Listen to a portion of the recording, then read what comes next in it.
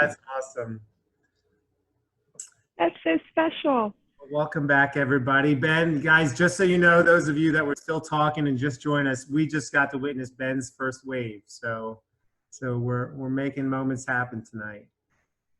All right. Well, I hope you guys appreciated those conversations. I know for me, it's super beneficial to talk with that. To talk about that topic and where we are and where we can get better. So the next topic that we're going to talk about is avoid risky substances. And we call it avoid, but you could put avoid slash limit on some. But what I want to do here is I just want to kind of take us through a conversation. Now, needless to say, if you're drinking a glass of wine, you don't have to run and put it away or anything like that. But what I want everybody to understand is just let's have a conversation about it and figure out how we can better support each other and challenge ourselves to be better in this area, keeping in mind that it's personal.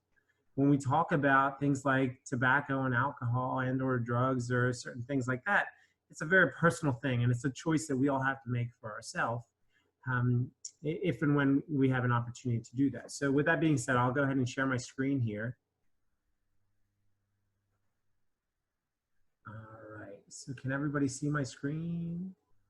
Can I get a thumbs up if you can see it? How about you, Ben? Can I get a thumbs up too? Can we get a first? All right. Mom will help him out on that one. All right. So this is why I think we have a little bit less attendance today. No, I'm kidding. But when we think about avoiding risky substances, this is always an area. And for those of you that don't know me too well just yet, I've had the opportunity to teach over the last 7 years with University of Delaware students. So it's been such a humbling and an incredible experience. And I always get so excited to talk to them about this area. And so what I want everybody to do is just take a little personal reflection. And keep in mind, we do have a handout posted under week 4 that has some information for you for notes or further use. But before we really dive into, we're going to focus specifically on alcohol and tobacco as the two primary drivers of our conversation. But before we do so, I really want to talk about addiction. All right. Now, here's an important thing to understand around addiction is that you can be addicted to anything.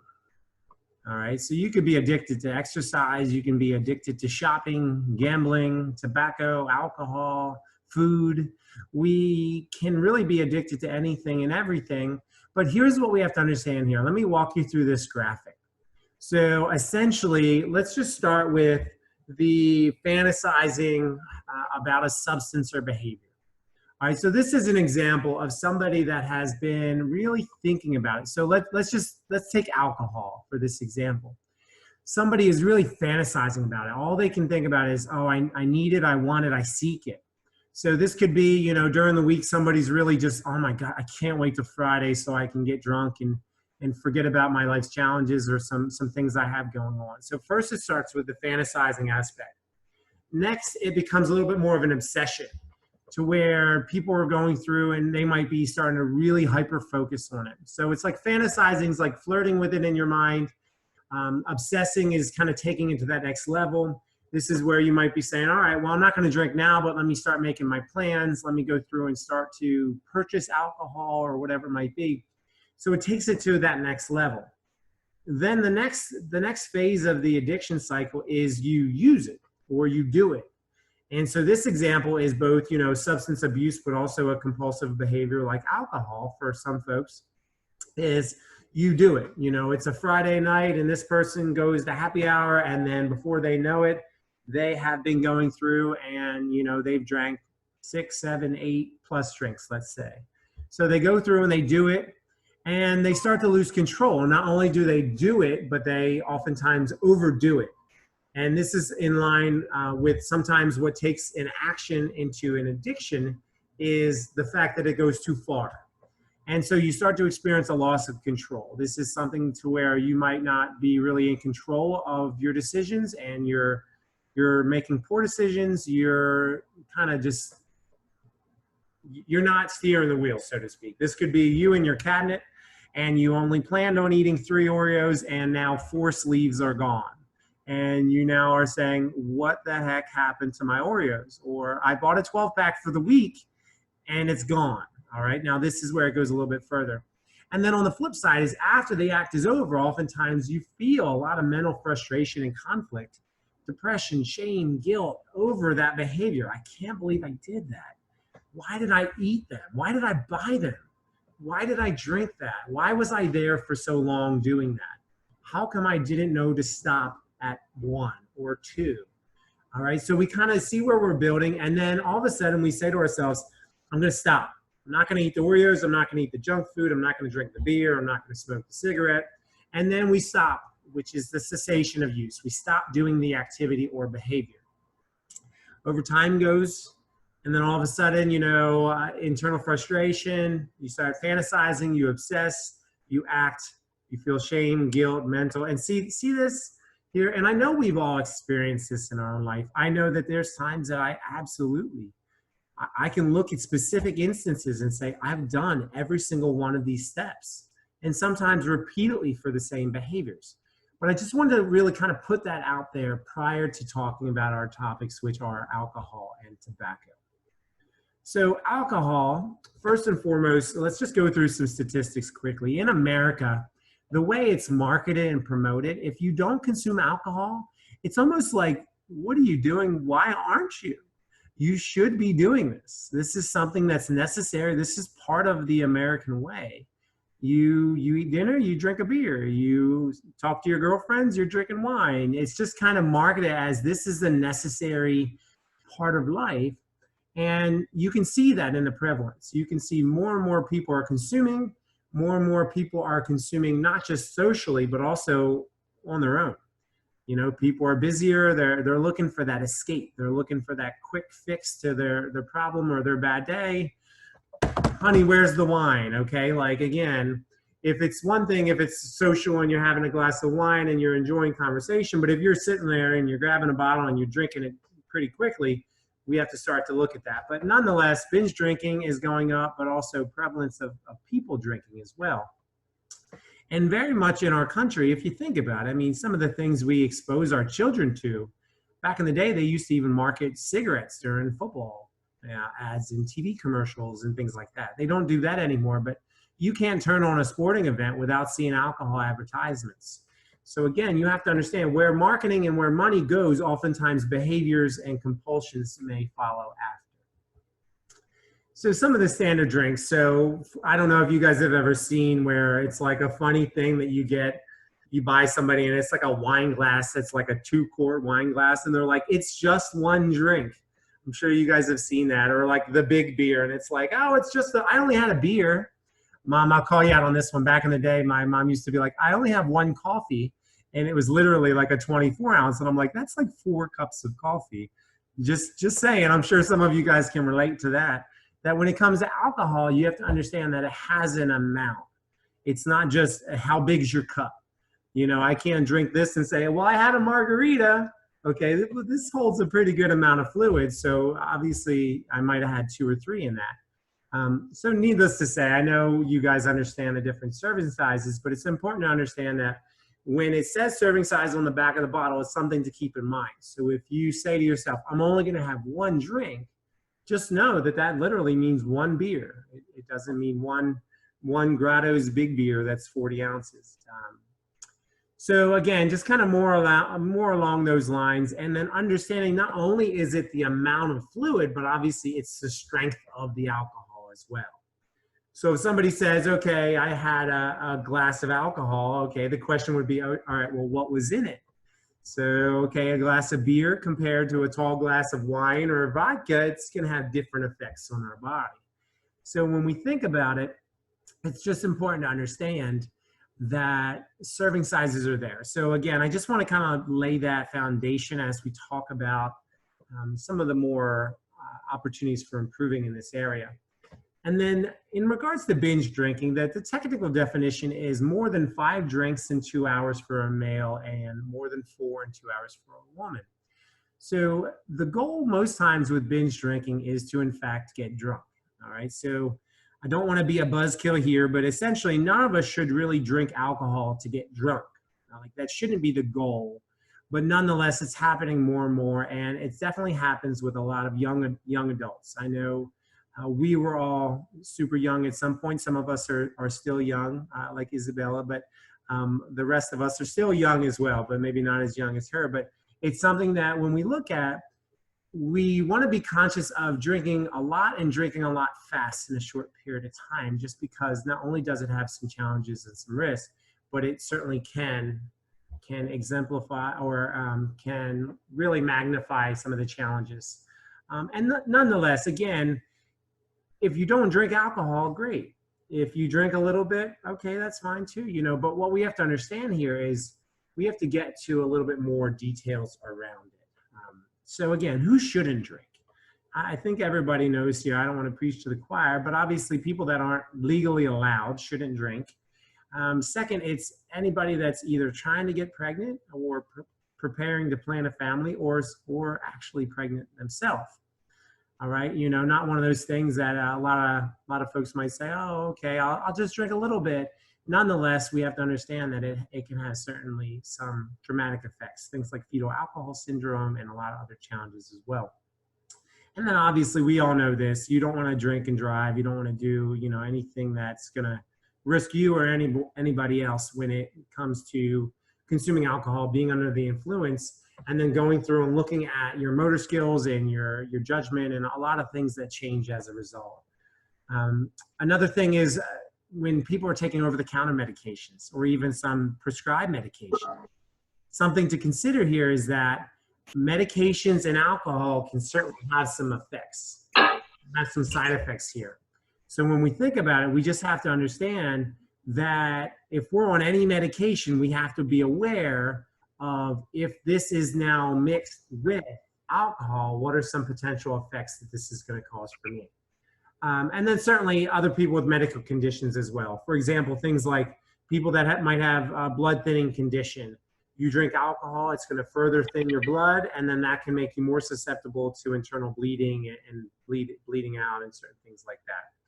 And then also recovering alcoholics should never consume it, not even a sip. And the reason being is that people that struggle with addiction, like alcoholics, it's something that we have to understand. It's the best decision is to abstain completely.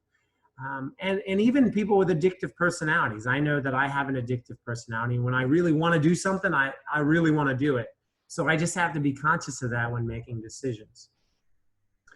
Okay, so when we go through, again, blood alcohol content, essentially, the reason why I show this chart, I don't want to take everybody back to 8th grade health class or anything, but I want everybody to understand that what happens after your blood alcohol content reaches a certain level, essentially your body starts to say mayday. So think of your body as a boat, all right? And your body is able to stay afloat and do what it needs to do. But essentially what happens is if you start taking on water, your boat's going to start saying mayday. You're going to have some problems. It's the same thing with your body. So if you ever become really drunk or intoxicated, your body's saying, I can't metabolize the alcohol as quickly as you're giving it to me. So it's just something that we have to understand as grown adults. It's a side effect of overconsumption. All right. Now, some of us might drink a glass of wine and say, I want a little bit of that feeling. Okay. Well, if you want a little bit, that's all right. But if you want a lot of it, that's something that you just have to be mindful of some of the risks that come with it. All right. So a few more things on alcohol here that I want to speak to. Alcohol is a known carcinogen. So if some of you aren't familiar with that word, our carcinogen is a cancer-causing compound. So I was going to show you some slides here or some images from the World Health Organization that alcohol is a carcinogen in any amount. And I know Vicki spoke to this early on when we had some questions during our first week. But alcohol is a carcinogen, so it means that it has the ability to initiate cancer cell development as well as the promotion and progression throughout our body. So we just have to understand that any alcohol in any amount is carcinogenic. So it's just important to really reflect on that and know that if you really want to do it and you want to use it, just know that going in. We just have to be consciously aware of the decisions we're making. So, for example, in America, we tell all women to get screened for breast cancer, and then we basically introduce chemotherapy, radiation, and surgery. Needless to say, we're not saying that a primary cause for breast cancer is being overweight or obese, drinking alcohol, poor diet and physical inactivity. Nobody wants to talk about that on the flip side, on the front end. All right, we just want you to be a patient, and we want to help you once you're a patient. But I disagree with that approach as a health professional. I want to tell everybody, just like I want to tell you processed meat can cause colorectal cancer. I want to tell you alcohol can cause many forms of cancer, especially things like prostate and breast. So we just have to be conscious of that. All right. It can absolutely affect our mental health, and not only can it affect us when we're doing it. Some people, either you kind of flip a switch. You can become a happy user or a angry user, and then the next day you're kind of going through withdrawal and some side effects and some challenges as a result. So it's important to understand that it can have all kinds of mental challenges as well. Can you turn the dryer back on? I'm hearing some feedback. I don't know who that is. Let me see here. I'm trying to see who I can make sure it's muted. Who's doing that? Whoever's talking on the background, talking about your laundry, just mute. So, but don't forget to put in the dryer before you mute it, just so we know. All right, guys. So I know I'm a buzzkill literally on this topic, but I just want you to understand that it has effects. All right. So when it comes to our alcohol use, it has effects. I'm not saying that I'm never going to consume alcohol in my life, but we have to understand that it does in fact have some real short-term and long-term effects. Oh, I went a little quicker through that. Sorry. So you can see basically it affects all areas of our body. All right. So yeah, you might say, I love a glass of wine. It gives me a little mild euphoria. I feel better. Okay. Well, then over time, if you do it too frequently or in too much, too high amounts, it's going to have some challenges with us. And not to mention, we certainly don't want to have the health effects long-term that are caused from frequent alcohol use. I know I have a personal friend that's father passed away before he should have. And it was due to this. It was due to cancer and cirrhosis. And it was basically functional drinking, essentially, that over time, this is the type of abuse that your body is trying to help you. But over time, the more we stay at it, the less our body's able to help us. All right, so what do we do? Again, so when we think about it, the first thing, first and foremost, is just to be fully aware that alcohol has risks. It is not something that has no risk. It's not something you say, oh, it's not a big deal. Just do it in moderation. All right, and I love a quote that says, everything in moderation except moderation. You can't go through and say that moderation is the answer to everything. It's the easy scapegoat. We've all said it. I know I'm eating cookies, everything in moderation. I know I'm eating fried chicken, everything in moderation, okay? So what I don't want you to do is don't fool yourself. I know I've said it. I'll try not to say it ever again in my life, but we have to understand too that when we think of that, we wouldn't say, well, moderate breast cancer, moderate throat cancer, or mild cirrhosis, all right? We wouldn't say that. We wouldn't ever joke like that, but nonetheless, there's opportunities to really go through and focus on other areas that get you the same effect that you're seeking with the alcohol. And I know when I was younger, I used to do a little social experiment where I would watch people in the bar. So I'd be at the bar with my friends, and you know, it'd be my time to be our designated driver, and I wouldn't have any alcohol, and I would watch people, and I would pay close attention to who is drinking faster than others. And you could tell the people that were doing it. I mean, no joke, when that bottle's to your face every other second, that's not thirst, okay? There's something else going on besides trying to quench your thirst. But there's other things that are there. Oftentimes when you're stressed, figure out, all right, maybe I can go for a walk. Maybe I can go through and do something fun with my family instead of running home and open up a bottle of wine or starting a margarita or whatever it might be. So, you know, there's counseling for people that really feel like they might need a little bit of additional support to talk through some challenges that they might have.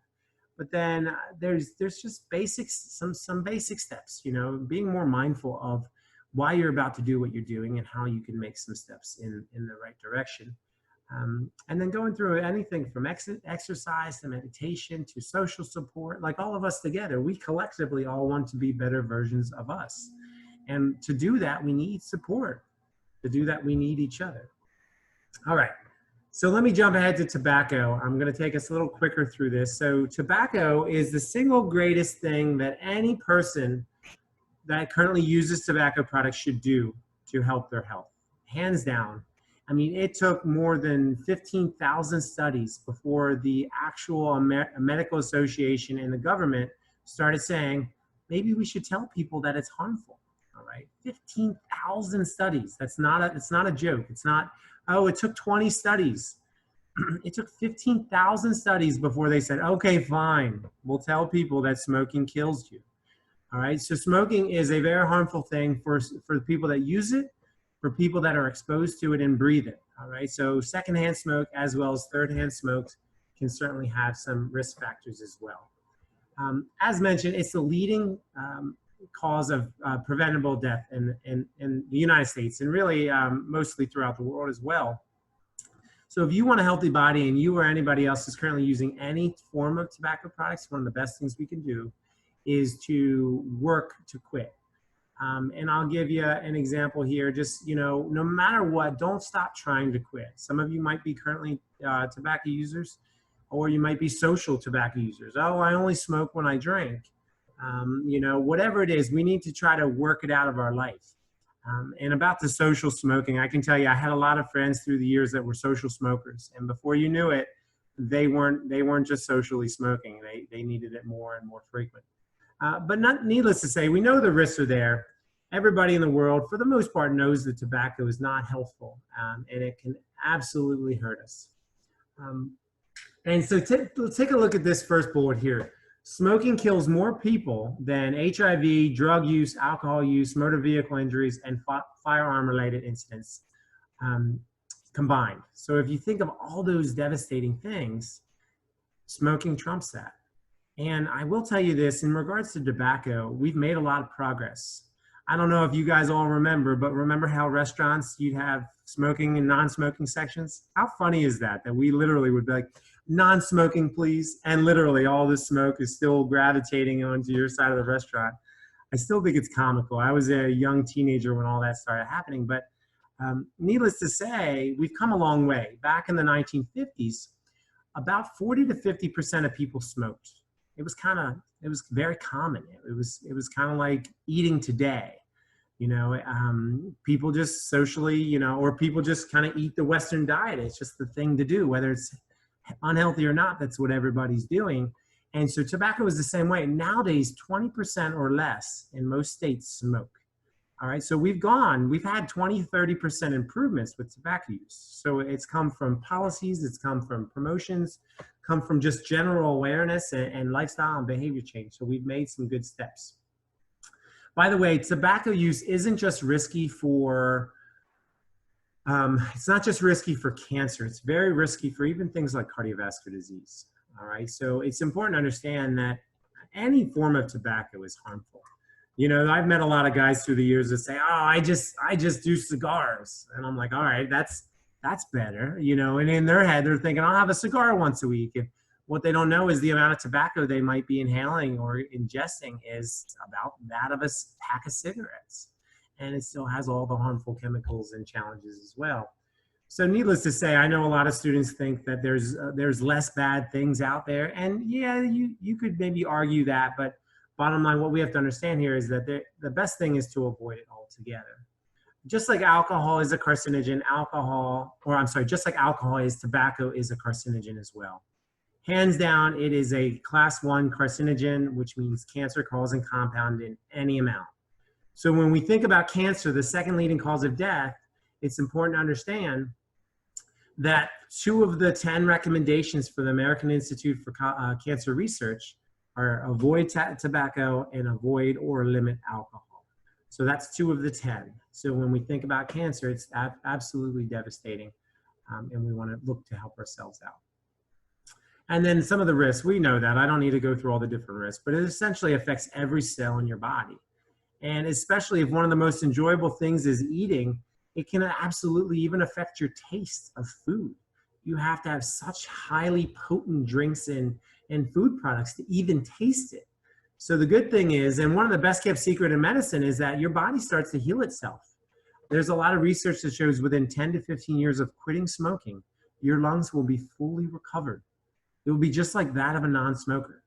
So John Doe smoked for 20 years. He quit by the time he was 35. His lungs will be fully like that of Jane Doe who never smoked a day in our life. That's the power of our body. Our body's incredible, and it has the ability to heal us.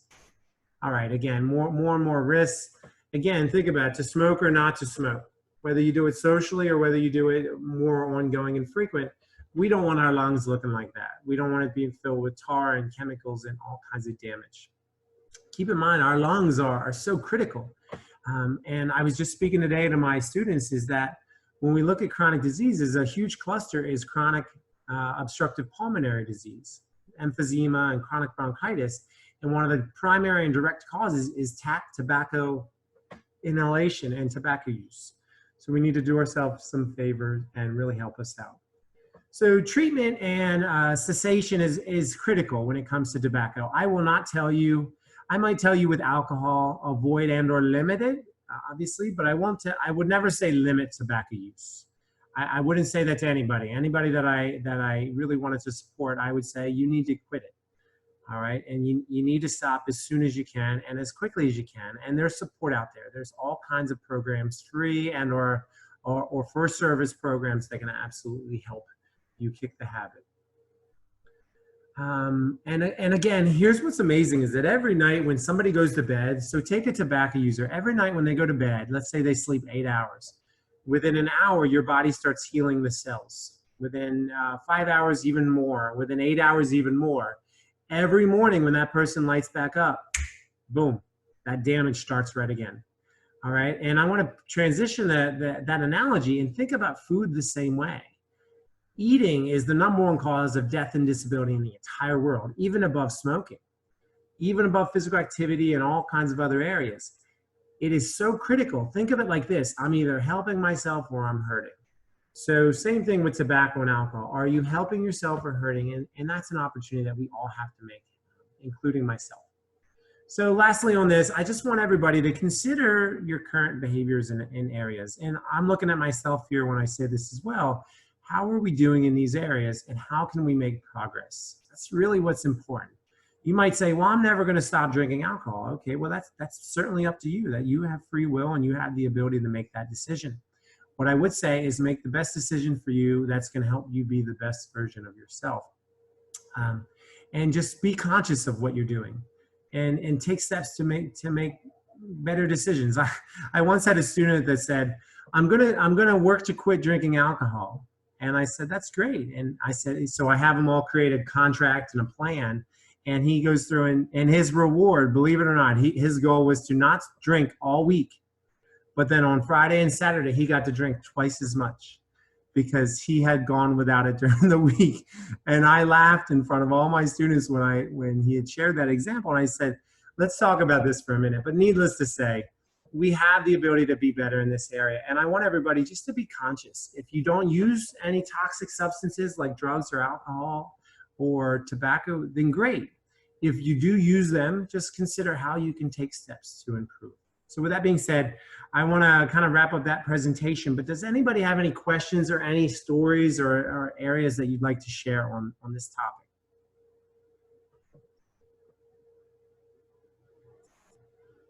Again, I know it's a very exciting topic. I know you guys were very excited to hear all that great information. Anybody have any thoughts or shares there?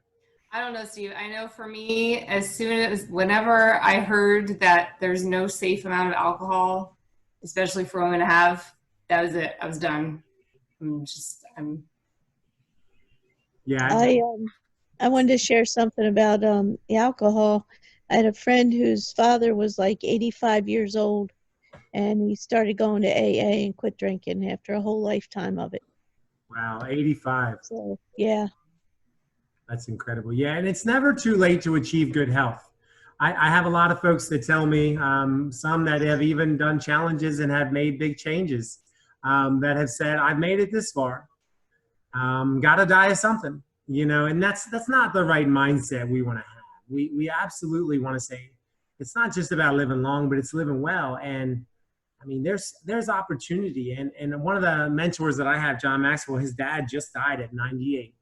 And they asked him every year, he would ask his dad and say, what do you think? And he'd say, John, I know my best years are ahead of me. And that's what I think. we all should think our best years are yet to come. So we want to maximize our opportunity to make those best decisions for us. So appreciate you sharing that, Charlotte. All right, so what I'll do is I'll wrap us up here, but I do want to say before I kind of have final thoughts and just kind of send us off for the week and some reminders for next week, our final week, I do want to say a special happy birthday to Ethel. Ethel, happy birthday. Ethel. Hey, Ethel. So let me take you off mute. So how are you feeling, Ethel? You having a good birthday? Oh, there you are. There I am. Okay. I'm having a great birthday. Yeah. So thank you very much for the happy birthday. Well, we're very thankful that you decided to let us be part of your birthday. So we appreciate it. Oh, thank you. I'm enjoying it. All right. Well, good. Well, thank you, Ethel. Really appreciate you being with us. So to wrap up, our topics today, again, aren't really the most exciting topics, but when we think about things like relationships, it's nice to really have a conversation